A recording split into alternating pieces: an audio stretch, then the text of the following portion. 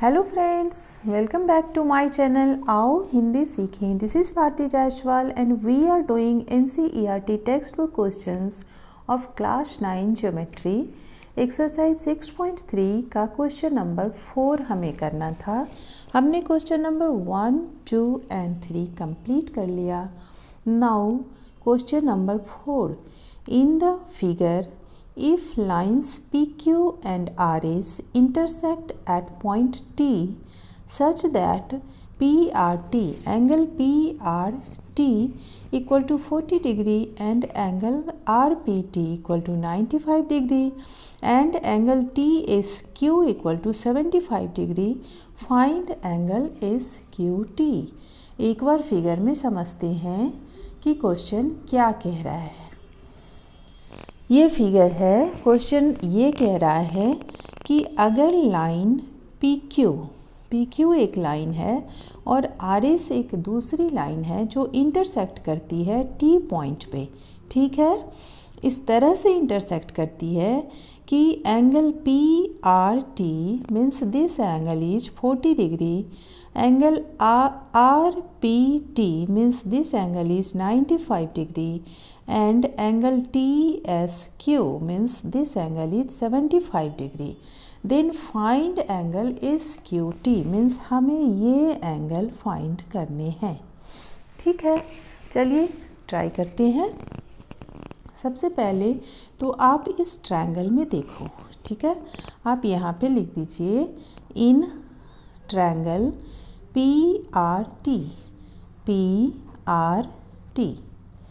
हम क्या लिख सकते हैं, PRT में हमें इसकी वैल्यू पता है, इसकी वैल्यू पता है, तो हम इसकी वैल्यू फाइंड आउट करेंगे। ठीक है, तो हम लिख सकते हैं इसे angle RPT plus angle PRT plus angle PTR equal to 180 degree.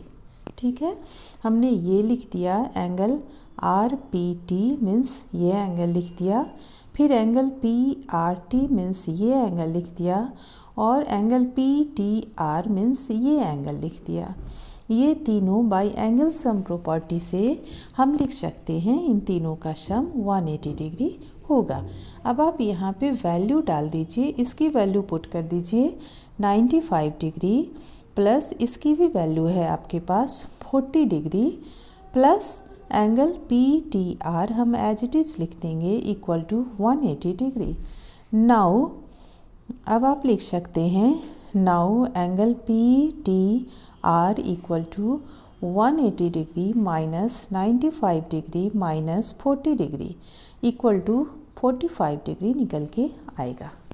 ठीक है, 45 डिग्री।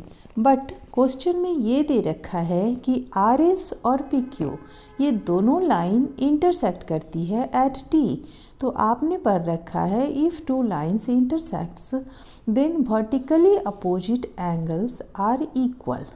मीन्स यहाँ ये एंगल और ये एंगल दोनों वर्टिकली अपोजिट एंगल्स हैं, सो बोथ आर इक्वल। तो हमने अभी इसकी वैल्यू निकाली है, इट मीन्स इसकी भी वैल्यू वही होगी जो इसकी हमने निकाली है, मतलब 45। तो आपको यहाँ पे लिखना होगा कि but PQ and RS intersects intersect at T। Therefore हम क्या लिख सकते हैं, angle PTR equal to angle QTS।